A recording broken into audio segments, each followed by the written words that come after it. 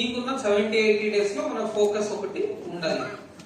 దీంట్లోనూ I can very well understand మీరు అందరూ special officers కనుక ప్రతిరోజు మీరు విజిట్ చేయలేరు. I totally understand actually, because మీ డిపార్ట్మెంట్ వర్క్స్ ఉంటాయి, ఏదో వీడియో కాన్ఫరెన్స్ వస్తుంది, మీటింగ్ వస్తుంది, you are busy, I don't deny.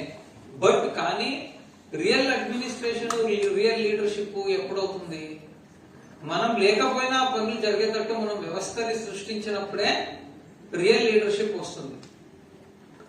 మనం ప్రతిరోజు అక్కడ నిల్చొని పని చేయిస్తామంటే మనం మేస్త్రీలు అవుతాం, కాంట్రాక్టర్లు అవ్వము.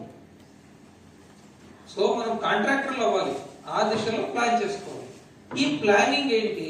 ఫస్ట్ నేను ఎప్పుడూ చెప్తాను, మనం కరెక్ట్ గా ప్లాన్ చేసుకుంటే మనం సక్సెస్ఫుల్ అవుతామండి. సింపుల్, ఏదైనా తీసుకోండి, మనకు సరిగ్గా రిజల్ట్స్ రాలేదు అంటే ఏదైనా పనిలో సరిగ్గా మనం ప్లాన్ చేయలేదు అని అర్థం.